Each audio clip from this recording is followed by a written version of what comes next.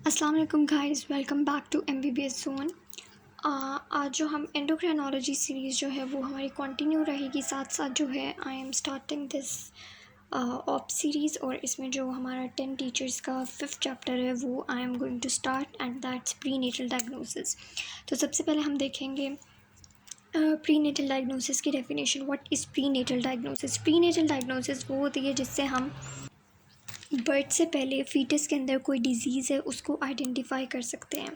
ठीक है, तो prenatal diagnosis is basically a series of tests by which we can identify any disease in a fetus prior to its birth. अच्छा, अब pre natal diagnosis हम करते क्यों है? स्पेसिफिक कंडीशंस होती हैं जिनके लिए जिनमें हम प्री नेटल डायग्नोसिस जो है हमें करनी पड़ती है। उसमें एक तो ये है कि फ़ैमिली हिस्ट्री है, किसी जेनेटिक डिज़ीज़ की फ़ैमिली हिस्ट्री हो रही है, या फिर पास्ट ऑब्स हिस्ट्री है। इस वजह से जो है वो हम ये करते हैं। ओके। अच्छा, अब प्री नेटल जो स्क्रीनिंग है ये हमारे पास दो कैटेगरीज़ में डिवाइड है, एक नॉन इन्वेजिव और एक इन्वेजिव। जो नॉन इन्वेजिव है उसके अंदर हमारे पास अल्ट्रासाउंड आ जाती है और मैटरनल ब्लड आ जाता है। मैटरनल ब्लड से हम डिफरेंट वायरल इन्फेक्शन जैसे कि साइटोमेगालोवायरस उसके बारे में आइडेंटिफाई कर सकते हैं। और तीसरी हमारे पास है cell free fetal DNA। Okay, that's mentioned here also, cell free fetal DNA। फिर हमारे पास जो दूसरी चीज़ है दैट्स जो दूसरी स्क्रीनिंग टेस्ट है वो इन्वेसिव है। जो इन्वेसिव स्क्रीनिंग टेस्ट है इनमें हमारे पास एमनियोसेंटेसिस आ जाती है, क्रॉनिक विलेज सैम्पलिंग आ जाती है और कॉर्डोसेंटेसिस आ जाती है। जो इन्वेसिव टेस्ट है उनमें मिसकैरेज होने का जो रिस्क है वो ज़्यादा होता है। इस वजह से हम इनको जो है वो बिल्कुल तब करते हैं जब हमें बहुत ज़्यादा सस्पिशन हो कि भाई ये जो कोई डाउन सिंड्रोम या कोई इनकेफ्लोपैथी, इनकेफलिस सिंड्रोम या मतलब इस तरह की जो डिसीज़ हैं जो कि पोटेंशियली लाइफ थ्रेटनिंग होती हैं फीटस के लिए, वो हैं, तभी हम इन इन्वेजिव टेस्ट की तरफ आते हैं। तो अब सबसे पहले हम डिस्कस करते हैं इन्वेसिव टेस्ट। इन्वेसिव टेस्ट जो है इनको हम डायग्नोस्टिक टेस्ट भी कहते हैं। ये टेस्ट हम करते हैं डाउन सिंड्रोम के लिए, सिस्टिक फाइब्रोसिस के लिए और थैलेसीमिया। अच्छा, बुक के अंदर एक टेबल बना हुआ है इन्वेसिव टेस्ट का, जिसके अंदर ना बहुत अल्ट्रासाउंड और ये सब टेस्ट लिखे हुए हैं, और ये हम किन किन डिजीज़ के लिए करते हैं वो भी मेंशन है। तो वो टेबल जो है वो आप लोग ज़रूर देख लीजिएगा। अब सबसे पहले हम आते हैं। अच्छा, सबसे पहले ना एक हम करते हैं इन्वेसिव टेस्टिंग से पहले हम एक प्री टेस्ट काउंसलिंग करते हैं। ठीक है, इस प्री टेस्ट काउंसलिंग में ये होता है कि हम जो वुमेन है, जो मदर है, उससे हम डिस्कस करते हैं कि भाई ज़रूरी नहीं है कि जो टेस्ट के रिज़ल्ट्स आएँ, हो सकता है कि जो टेस्ट के रिज़ल्ट्स आएँ वो पॉजिटिव हों, लेकिन it might be a chance कि कोई डिज़ीज़ ना हो फीटस को। ठीक है, क्योंकि ये जो है ये टेस्ट फॉल्स पॉजिटिव रिज़ल्ट्स भी देते हैं। अच्छा, तो अब टेस्ट से पहले ना हमने ये देखना है कि कंडीशन जो है वो इतनी मदर को बताना है कि कंडीशन जो है वो इतनी सीवियर हो कि मतलब द फीटस कांट सर्वाइव। ठीक है, और उसका एक बैड इन्फ्लुएंस हो फैमिली के ऊपर, जैसे अब डाउन सिंड्रोम वाले बच्चे होते हैं। अब वो पूरी फैमिली के लिए पूरी फैमिली की तवज्जो जो है वो उन पे हो जाती है, और फैमिली के लिए भी एक ऑब्वियसली वो एक क्या कहते हैं, पेरेंट्स सोचते हैं कि अब आगे जाके इन बच्चों के साथ क्या होगा वगैरह वगैरह। तो उसके लिए हम जो है वो मदर को काउंसिल करते हैं। ठीक है, फिर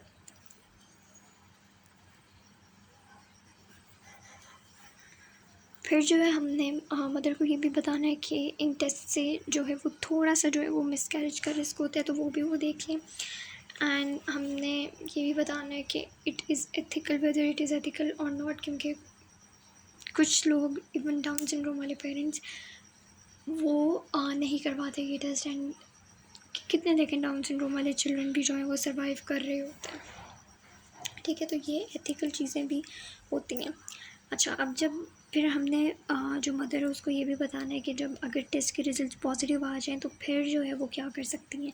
3 ही ऑप्शंस होते हैं, या तो वो कंटिन्यू करती है प्रेगनेंसी को, या तो है वो देखती है कि उसने टर्मिनेट करना है या नहीं, ठीक है, यही चीज़ें होती हैं। अच्छा, और इन्वेसिव टेस्टिंग से पहले ना हमने HIV की स्क्रीनिंग और HIV और हेपेटाइटिस की स्क्रीनिंग जो है वो कर लेनी होती है। अब सबसे पहले हम अपने टेस्ट पर आते हैं, जो है CVS यानी कोरियोनिक विलिस सैम्पलिंग, जिसको हम कोरियोनिक विलिस बायोप्सी भी कहते हैं। अच्छा, अब व्हाट इज़ कोरियोनिक विलिस? ये हमने अपनी एम्ब्रियो में पढ़ा था फर्स्ट ईयर में कि जो प्लेसेंटा होता है ना, उसके अंदर ये कोरियोनिक विलाए होते हैं। प्लेसेंटा के अंदर ये हमारे पास कोरियोनिक विलाए होते हैं। ये जो कोरियोनिक विलाए होते हैं ये प्लेसेंटा का सरफेस एरिया ज़्यादा करते हैं ताकि जो फूड वगैरह की ट्रांसपोर्ट है वो ज़्यादा हो।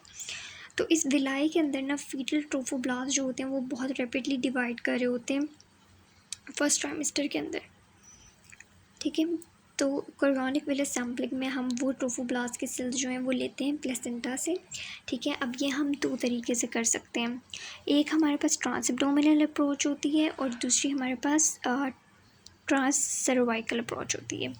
जो ट्रांस एब्डोमिनल अप्रोच होती है उसमें ये होता है कि हम एक नीडल को पास करते हैं एब्डोमिनल वॉल और मायोमेट्रियम से इनटू द प्लेसेंटा और दूसरी सर्विक्स से प्लेसेंटा के अंदर।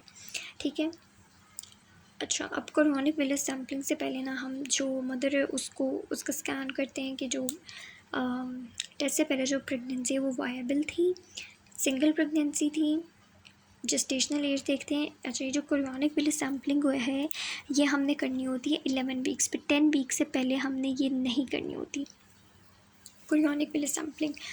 तो फिर हम देखते हैं कि कितने वीक्स ऑफ जेस्टेशन है। ठीक है, और फिर हम प्लेसेंटा की लोकेशन देखते हैं कि हमने ट्रांस एब्डोमिनल अप्रोच से जाना है या ट्रांस सर्वाइकल अप्रोच से जाना है।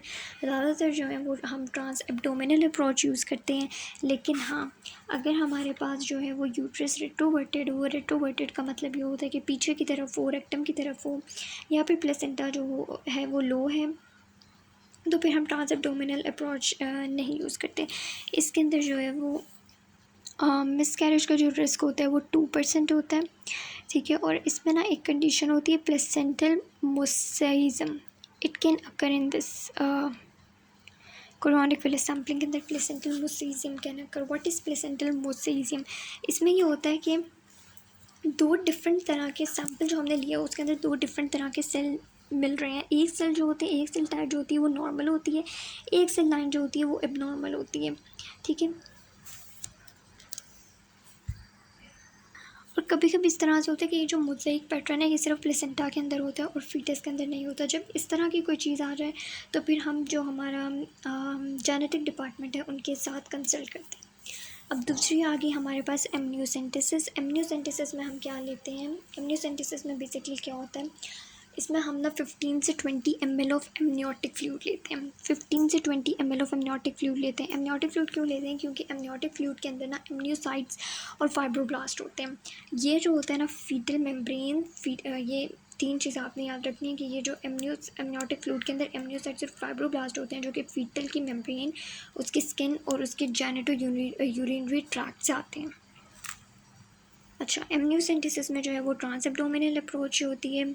ठीक है, और इसमें जो है वो हमारे पास 1% रिस्क होता है मिसकैरेज का, और ये हम यूज़ करते हैं। अच्छा, ये हम करते हैं 15 वीक्स के अंदर, और ये हम यूज़ करते हैं यूज़ कर सकते हैं। और भी इसके बहुत सारे लाइक डाउन सिंड्रोम वगैरह भी हैं, और अगर हमने fetal viral infection like cytomegalovirus देखना है तो उसके लिए भी हम ये यूज़ कर सकते हैं।